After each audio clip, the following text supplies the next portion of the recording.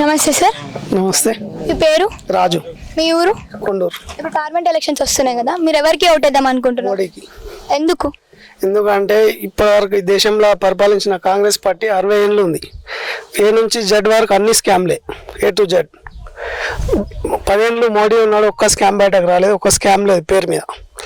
కేజ్రీవాల్ అవినీతి మీద పోరాటం చేసిన, కేజ్రీవాల్ కూడా ఇప్పుడు జైల్లోనే ఉన్నాడు. కానీ మోడీ 10 ఏళ్ళ నుంచి దేంట్లో ఒక స్కామ్ లేదు, అవినీతి లేకుండా పరిపాలన చేస్తున్నాడు. రైతు సమ్మాన్, పిఎం కిసాన్ సమ్మాన్ నిధి, మన ఇన్సూరెన్స్ ఉంది, 2 lakhs ఇన్సూరెన్స్, ఇన్ఫ్రాస్ట్రక్చర్ డెవలప్మెంట్ మీద ఎక్కువ చేస్తుండు. ఇప్పటివరకు కాంగ్రెస్ 60 ఏళ్ళు ఉంది.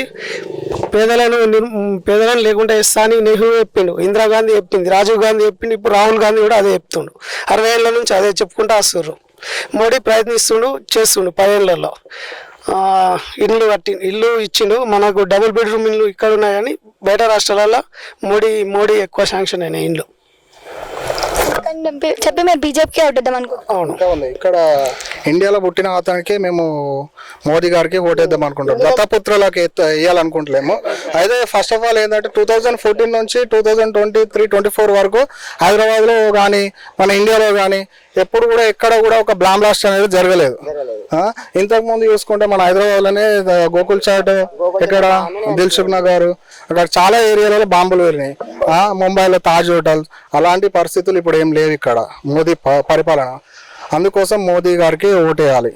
ఇక్కడ అరవింద్ అన్నకు మేము మద్దతు. ఇక్కడ యువత అంతా మొన్న ఇక్కడ సిరికొండ మండలికి కూడా అరవింద్ అన్న వచ్చాడు. భారీ సంఖ్యలో సిరికొండ మండల యువత మొత్తం అక్కడనే ఉంది.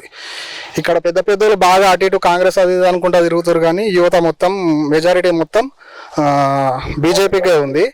ఇక అధికారం ఉంది అని ఎవరు కొద్దిగా చూపెడతలేరు, ఇక్కడ బయటకు వచ్చి చూపెడతలేరు.